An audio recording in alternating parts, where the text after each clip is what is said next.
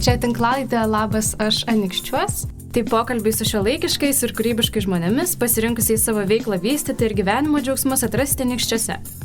Su jumis sveikinasi Simona Valonytė. Šiandien kalbinu svečią iš nemažos kompanijos, vieną iš 4 energingų vyrukų, pakeliausiu po pasaulį ir grįžusiu į Anykščius, tam, kad atidarytų vietą, sutraukiančią ne tik vietos jaunimą, bet ir žmonės iš aplinkinių rajonų. Ši vieta Anykščiuose išskirtinė, kaip ir jos įkūrėjai.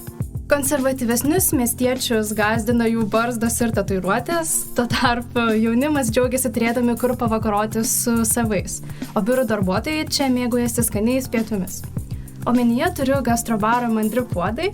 Už šio šmaikštaus pavadinimo slepiasi 4 virėjai, vienas iš jų yra Lukas Biliūnas. Sveikas, Lukai. Labas.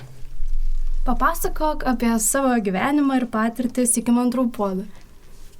Baigiau mokyklą, pasimokiau biškį virėjų, Vilniui, tokioj profkiai. Labai greit atsibodo. Tada kaip ir norėjau, stojau mokytis fotografijas. Ten ilgai irgi neišsibuvau, nes supratau, kad neapsimoka. Tada grįžau mokytis virėjų, susipažinom su tokios kompanijos irgi žinomos Meat Lovers Pub kūrėjais. Tai ten realiai ir prasidėjo visa mano kaip virėjo ar tai aptarnavimo visos sferos veikėjo karjera. Galiausiai atsirado šeima, vaikai. Buvo pavargta dirbti ne savo, nes energijos reikėjo daug, viską. Pamainos ilgas. Ir nusprendėm su žmona kraustytis į Anykščius ir čia pradėti kažką jau įkurti ir sukurti. Bet augote Anykščiuose? Taip, gimiau, augau ir dabar gyvenu. Tai atsibodo Vilnius, nepatiko Vilnius? Ne, Vilnius patiko, su Vilnium viskas gerai. Tiesiog norėsi savo verslą? Aišku, norėsi. Ir savo mieste? Galima ir taip sakyti. Aišku, įtakoja šeima, vaikai. Vilniui su darželiais visi žino kokią situaciją. Tada laiko atžvilgiu kažkaip čia Anykščiuose geriau išeina viskas. Nes visgi keliauti daug nereikia. Vaikai turi senelius vietoj, mums nemokamos auklės. O Vilnius, netoli tai. Nuvažiuot kada reikia, tikrai problemų nėra. Žmona gal net taip džiaugiasi čia atvažiavus, nes jinai ne iš Anykščių. O dabar atrodo mums čia gerai. Viskas sekasi. Ką norim, turim ir bandom pasiekti dar daugiau. Kodėl žmona nenorėjo čia atvykti? Jai Vilnius labai patiko. Trūksta veiklos? Ko trūksta Anykščiuose? Manau, trūksta pačių gal draugių, nors dabar irgi prasidėjo karantinas ir draugių daugiau Anykščiuose būna. Ir viską, o dėl ko nenorėjo, ne jos čia gimtinė, mano čia gimtinė visgi. Nors jinai irgi kilus, jos mama kilus iš Anykščių, tiksliau, jinai užaugus Druskininkuose. Susipažinom irgi Anykščiuose, dabar ir gyvenam Anykščiuose. Viskas veda į Anykščius. Visi keliai. Taip. O kaip gimė idėja atidaryti tokį gastrobarą? Gimė idėja gastrobarą atidaryti. Idėja pirma buvo kitokia. Visų pirma, tą įmonę atidarė tai mano pusbroliai ir klasiokas su savo drauge. Pirminė idėja buvo daugiau į renginius koncentruotis. Turėjo jie ten tokių kioskiukų porą, vienas Dainavos slėny, kitas Labirintų parke. Metus gal pabuvo ten, tada kažkaip grįžau aš į Anykščius, čia biškį su kitokiais planais, bet panašiais neišdegė. Ir tada prisijungiau prie Mandrų puodų. Taip išėjo, kad atsilaisvino tos patalpos Kauno gatvėje. Pusiau įrengta virtuvė tokia, tai sutvarkėm, rekonstravom. Toliau planavom į renginius labiau eit, bet kad turėtumėm ką kasdien veikt, atidarėm bariuką. ir galiausiai išėjo taip, kad baras dabar dirba 7 dienas per savaitę, sėkmingai, o renginiai nuėjo antro planą ir galiausiai visai išnyko iš mūsų dienotvarkės. Ar viskas dabar yra taip, kaip įsivaizdavai prieš pradėdamas veiklą čia? O gal turi kažkokių įdomių istorijų per visą tą laiką, kol kūrėt verslą? Istorijų, yra istorijų, bet kažkokių išskirtinių. Buvo įdomu, kai mes pradėjom su veterinarinė bendraut, kad gauti leidimus darbui. Norėjom, kad turėtumėm galimybę prekiauti alkoholiu, tai sakė, jums reikia kitokio kodo, dėl to jums reikia atidaryti bariuką, apie ką mes visai negalvojom pradžiai. Paklausėm, ko reikia bariukui, tai sakė, kad reikia tualeto ir galimybę rankas nusiplauti, kurio nebuvo. Tai teko griauti sienas, gręžti skylės, sunkiai dirbti, gaminti lubas ten, visą ką.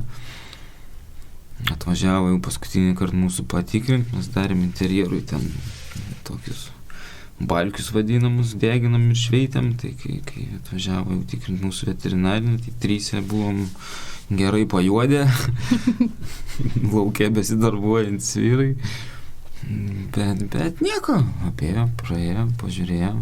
Leidimus gavom, viską padarėm ir sėkmingai dirbam. Viską darėt savom rankom, kartu? Jau nebe viską savom rankom, bet pradžioj tai tikrai taip, tik savom rankom, nes ten kapitalo kažkokio nieks neturėjo atsinešęs ten 100 000, iš kuriuos gali viską imti ir nusisamdyti žmonės, kurie tau pastatys super prabangius baldus, pakeis sienas ir visą ką. Tai baisės sienas bare užmaskavom, kuo turėjom. O kur mokėtės gaminti? Tai apsiribojo tik Lietuvos ribomis? Aš Lietuvoje visą laiką gyvenau ir dirbau Lietuvoj. O kalbant apie kolegas? Visi mokėtės Vytautas mokėsi Lietuvoj, trumpai dirbo Lietuvoj, po to išvažiavo, kiek atsimenu, į Airiją. Ten kelis metus gyveno. Jo brolis Algirdas buvo irgi prie jo prisijungęs Airijoje, man atrodo, keliems mėnesiams. Po to išvažiavo į Norvegiją. Ir Algirdas Norvegijoje dirbo, tai Vytautas daugiausiai dirbo Airijoje, Norvegijoje. Adas Algirdas irgi Norvegijoje pasidarbavė, nors ir Vilniuje pasidarbavė nemažai. Vilnius tai vis tiek toks mažas pasaulis, neapsiribosi, kad čia yra visiškai Lietuva, ar tai kažkas turim ten visko ir turim gausiai, ir netgi labai gausiai. Tai patirčių ir ten galima prisirinkti daug. Kokia būtų tavo patirtis iš Vilniaus, pavyzdžiui, mokantis gaminti? Arba galbūt kolegos pasakoja apie užsienį, bet kas labiausiai įsiminė? Ką parsinešė į Lietuvą, parsivežė kartu su savim iš maisto ypatumų gaminimo? Sunku pasakyti iš tikrųjų, nes namuose žmonės skirtingose šalyse tikrai skirtingai gamina. Profesionaliuose virtuvėse visam pasaulyje darbas vyksta labai panašiai, o patekalai nieko naujo neišrasi, gali kažką atrasti. Norvegų valgymo ypatumai gal kiek kitokie negu mūsų, airių dar kitokie, aišku, jie pratę visą laiką valgyti tik ne namie, lietuviai jau irgi pranta valgyti ne namie, o Norvegijoje kaip nežinau, dar nebuvau. Nuvykti gal norėčiau, gyventi ne. Teko skaityti Ado Gabrilavičiaus pasakojimą apie Norvegijoje vyraujantį polinkį mėgautis pūdytą žuvimi arba derinti saldžius ir sūrius produktus tarpusavį, pavyzdžiui, ragauti sumuštinį su sūriu ir uogiene. Ar galima būtų tokių derinių rasti pas jus? Mandruose puoduose? Taip. Įmanoma, aš manau, turim vegetarišką burgerį su sūriu, ožkos sūriu, pelėsiniu ir pomidorų džemu, kuris, pavyzdžiui, yra saldus. Tikrai žmonės pamėgo šitą patiekalą, o saldų ir sūrių tai tikrai dera. Darom ir sūdytą karamelę. Tai kaip derinate meniu? Kokių virtuvių patiekalai čia dominuoja? Ar nekilo nesutarimų dėl to? Tarpusavėje, manau, kad nekyla. Tiesiog viską pradėjom labai paprastai ir dabar viskas pas mus yra paprastai. Tai iš esmės amerikietiška, azijietiška, gal koks vienas ispaniškas patiekalas ir taip atsirenki, kas tau labiau patinka ir iš ko darant. Tai, bet pagrindė Amerika, Azija, sakyčiau. Ar sunku yra ir siekiate atsižvelgti į anykštėnų skonius?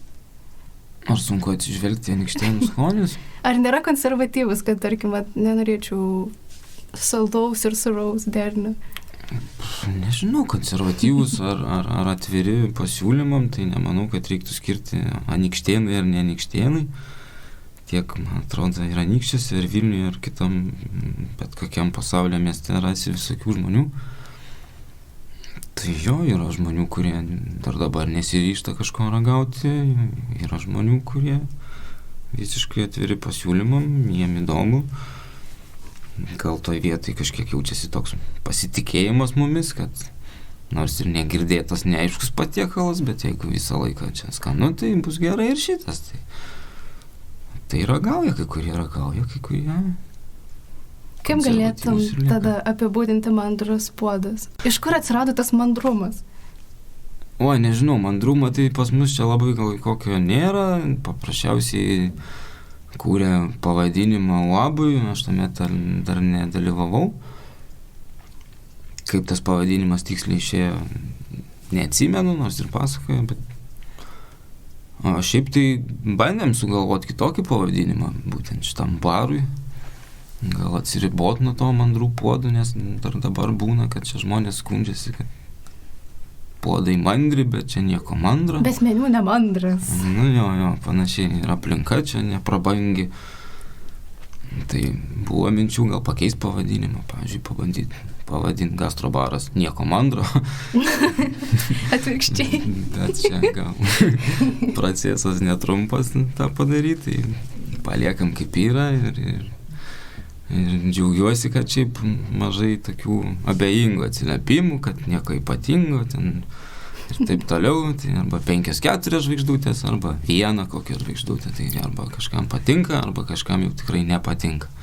Bet tame ir yra įdomumas, pavyzdžiui, aš asmeniškai išgirdus mandrus puodus, iš karto galvoju, mane sudomino, kas ten tokio mandro, bet reikia užsukti. Labai geras pavadinimas, nes užkabina. Ar negalvoju tokios vietos atidaryti Vilniuje, pavyzdžiui? Arba galbūt atidarius, ar nekyla tokių minčių? Ne, negalvojam. Buvo pasiūlymų gal kitur regionuose kažką daryti, kur ta rinka nėra taip stipriai užpildyta. Bet kažkaip dar čia turim ką veikti, kur tobulėti ir plėstis labai. Nemanau, kad kol kas būtumėm pajėgus tą daryti užtikrintai ir stabiliai. Tai kai čia tikrai bus užtikrinti ir stabiliai, kai apskritai ekonomika pas mus čia sustiprės ir bus aišku, kas bus toliau, tada pažiūrėsim, gal kažką, gal net labiau minčių būtų atidaryti dar vieną vietą Anykščiuose. Nieko mandro? Pavyzdžiui, jo. Jeigu ateisit į mandrus puodus ir jums pasirodys, kad ten nėra nieko mandro, tai būtų kur nueiti nieko mandro puodus. Pasiūlytumėm. Gerai, idėja. Tai tikriausiai Anykščiai visapusišką stabilumą reiškia tau. Tiek kuriant tą gastropubą, tiek svarbu tikriausiai jaustis gerai vietoje, kurioje esi. Kad galėtum ir verslą kurti, ir apskritai. Taip, tą stabilumą, aišku, prideda ir tai, kad ir šeima čia gyvena, tėvai čia gyvena ir kas be nutiktų, kaip ir prieglobstį rasi. Dėl to gali drąsiau eiti kažkur tai, nebijodamas, kad tavo pasaulis subirės. Nes nesubirės. Yra daug draugų, yra kur remtis, o dabar gal jau ir šiaip drąsu, nes pagrindas po kojom yra. Žinau, kad jūs buvot 4 draugai nuo pat vaikystės. Ar tuomet įsivaizdavot, kad kada nors turėsit kartu bendrą verslą? Kaip gimė ta meilė maistui? Gal, kai buvom vaikai, ar tai paaugliai, švis nelabai galvojom. Apie verslą irgi negalvojom. Viškai kiti dalykai buvo pirmam plane. O tiek manau, kad visi turėjo norą daryti kažką savo. Nebedirbti pas kažkam, gyventi nuomotam bute, tiek ten kokiam Osle, tiek Vilniui, ten aišku veiklos apstu visą laiką, gyvenimas tiek dieną, tiek naktį verda. Tai buvo smagu, buvo gerai, dabar smagu ir gerai čia. Bet ar nepagalvojat, kad pelningiau kurti būtų didesnėme mieste verslą? Ne. Ar nesigailit, kad... Ne, ir nemanau, kad būtų. nes kainos produktų Vilniui tokios pačios, kainos nuomos visai netokios pačios, žmonėm pasirinkimo ten yra žymiai daugiau, o pragyvenimas tuo pačiu yra brangesnis mano atveju, kai aš turiu dabar jau 2 vaikus, tai jeigu vienam darželis keli šimtai per mėnesį, kitam darželis keli šimtai per mėnesį, tada jeigu norėtum, kad tas vaikas lankytų kokį nors būrelį ar dar kažką, tai arba samdykis vairuotoją, arba vienas iš tėvų turbūt jau nebeturės galimybės normaliai dirbti. Tai čia ir atsiranda, gal ten apyvartą ir didesnė padarytum, bet išlaidos ir visi kiti kaštai atsiremtų į tai, kad arba panašiai, viskas priklauso nuo mūsų, aišku, visada, bet kas liečia pelningumą ar kur daugiau uždirbsi, tai nemanau, kad priklauso nuo miestų, ypač maitinimo sferai, kai dabar pasaulis mažas, mašinas visi turi, technologijos yra, viską sužinot gali greitai, nes mes vos atsidarę sulaukdavom žmonių, kurie atvažiuoja pas mus ten vos ne iš Marijampolės ir sakė, kad atvažiavom tiesiai čia, radom Facebook'e, kaip čia fainai. Tai nei mes ten dėjom labai daug kažkokių pastangų reklamuotis, nei ką, bet žmonės, kurie ieško, tie randa. Tai klientai pas jūs yra įvairūs. Ar turit pastovius klientus? Turim daug pastovių klientų. Ypač pietaujančių žmonių. Turim ir tų pačių anykščių lankytojų, kurie pas mus tikrai dažnai lankosi vos ne kiekvieną savaitgalį. O kaip manot, kodėl jie ateina pas jūs? Aš manau, kad didelę įtaką sudaro tai, kad pas mus ir aplinka, ir elgesys, ir bendravimas nėra labai pareigojantis. Gali ateiti žmogus iš statybų su savo apdažytam kelniam, tuo pačiu su juo kažkas su kostiumu ir nieks į nieką kreivai nežiūri ir visus vienodai aptarnauja. Tai. O pažvelgus į pačio gastrobaro darbo laiką, man iškyla toks klausimas, bet kaip atrodo tavo laisvalaikis ir ar lieka laiko šeimai, kitiem užsiėmimam, kaip atsipalaiduoji ir kas tau suteikia, jeigu vėl kibti darbas? Pastaruoju metu lieka, nes aš čia pats prieš daugiau negu metus perėmiau vadovavimą. Adas išvyko apskritai, ta prasme, išsiskyrėm keliais, nuėjau ūkininkaut, jam turbūt atsibodo visas šitas reikalas. Tai va, vietoje Ado prisijungė Paulius, senas mūsų draugas, irgi kiek daugiau patirties gal bare turintis. Tai dabar esam 4 vyrai, sastate, visi čia vietoj dirbam, aš dabar turiu vadovo pareigas, tai dabar nebedirbu nuo ryto iki nakties ir vėl nuo ryto iki nakties ir ten 7 dienas per savaitę. Dirbu kaip baltas žmogus, nuo ryto iki 5, pasiimu vaikus iš darželio, turiu laisvus vakarus. Gal dabar atsiras kažkokių savaitgalių ar kažko padirbėti, nes kolektyvas mažėja. O jėgų, nežinau, atostogų metus neturėjau, tai jėgos senka, blėsta, noras irgi gal biškį krenta, reiktų atsigauti kažkaip tai. Bet įkvėpia, šeima įkvėpia. Pamatai pasaulio, pamatai kažko ir vėl kimbi darbus. O kaip įkvėpia šeima? Ar namuose taip pat esi šefas, kuris gamina maistą, ar apsikeičiat su žmona? Gaminu maistą dabar daugiau, dėl to, kad nebegaminu darbe maisto, tai jo, daugiau norisi namie to padaryti. Žmona gamina, jai patinka, abu maistą mėgstam, žiūrėti apie maistą, skaityti apie maistą, gaminti maistą, ragauti maistą. Vaikai irgi nesikrato, kažkaip tai valgo beveik viską. Gal žmona atkeliaudavo į Montrus puodas? Dirbti? Ne, pavalgyti, tarkim. Pavalgyti? Aišku, atkeliaudavo, kodėlgi jai nekeliauti. Dabar gal senokai buvo apsilankius, nebent kartu apsilankom, kartais nešimui pasiemam, tai čia kodėlgi ne. O pavyzdžiui, su kokiais sunkumais susidurdavot kaip komanda, kaip spręsdavot? Iškilusius sunkumus? Taip. Pokalbiais, šnekėdavom ir eidavom toliau. O sunkumų buvo, bus, niekur nuo jų nepabėgsi. kuo toliau gal tuo mažiau atsiranda, bet manau, kad viskas pas mus yra gerai. Aš skaičiau straipsnį apie jūsų laikraštį ir labai nustebino kritiški komentarai. Ar sulaukėt kritikos ir gyvai? Kokie jį? Visokios kritikos yra, kai kuri tikrai padeda tobulėti, kartais gal kiša koją, pavyzdžiui, pavadinimas ar ten daug gerų komentarų ir žmonės kaip ir atėję visai kitokį vaizdą iš anksto turi susidarę, atėję pamato, kad čia nieko ypatingo, ten kritikos sulaukiam, visada būna kritikos dėl aptarnavimo iš kažkurios pusės, kažkam nepatiko, gal kažkam nepasisekė, gal kažkieno čekis nukrito, ar kažkas kažko nepaspaudė, nes visgi ten visas aptarnavimas yra grandinė ir jeigu vienas žiedelis krenta, tai tada atsiranda nesklandumų ir dėl to gauni kritikos dažnai. Būna žmonių, kurie ir nepasiseka su jais ir tenka ilgiau palaukti, bet lieka jie patenkinti ir nesiskundžia, o su kitais kaip ir būna, kad viskas gerai, bet jiem negerai, o dėl skonio nesiginčijama. Tai.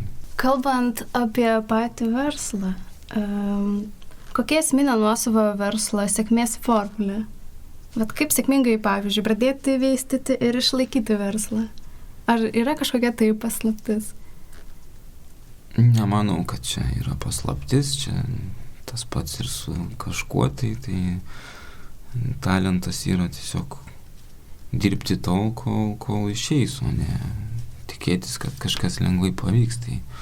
Tai pradžia buvo sunki, mes ten savo tų pinigų išmokėti nelabai ką galėjom, bet pastatėm įmonę ant kojų savaitgaliais, nors aš virėjas, bet labai greitai teko persikvalifikuoti į barmeną. Tai 3 nakties grįždavom, 8 ateidavom į darbą, išsiplaudavom stiklinės indus ir vėl dirbdavom iki 3 nakties. Ir taip vieną vasarą, žiemą visada darbo mažiau, gal galima kažkiek tai atsipalaiduoti, pailsėti ir ruoštis kitai vasarai. Ir tada vėl tai sėkmės formulė, darbas ir negalvot, kad kažkas išeis greitai ir lengvai. Tikriausiai iki 3 nakties varginantis darbas dirbti. Kaip atrodytų geriausia diena tavo veikloje? Išeiginė? Teisingai. O ką per tą išeiginę veiktum? Tu minėjai fotografiją, pavyzdžiui, ar vis dar užsiimi tuo? Ne, tas fotoaparatas dabar darbė padėtas, buvo panaudotas, o šiaip tai nebeužsiimu tikrai. Gal neturiu kažkur. Hobį turi kažkokiu tai? Mėgstu su medžiu dirbti, dviračiu važiuoju. Tai panašiai ir tiek, o toliau tai turiu du mažus žmonės, su kuriais veiklos netrūksta. O kokia yra mėgstamiausia vieta ar veikla Anykščiuose?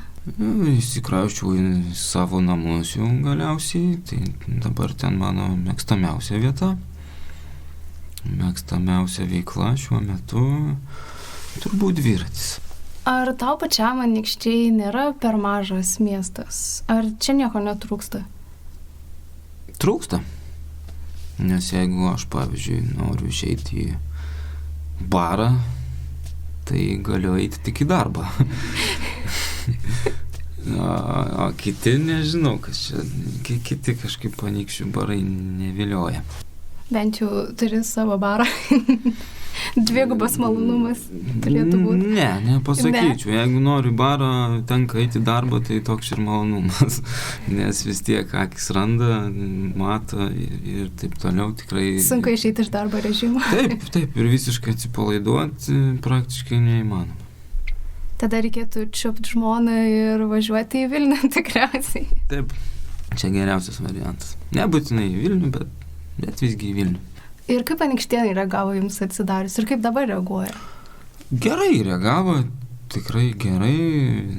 Sakėm, pagaliau čia yra kur nueiti, normaliai pasėdėti, atsipalaiduoti, kur jauni vyrai dirba, tuo pačiu mes ir savininkai buvom, tai dar daugiau turėjom noro užsispyrimo dirbti.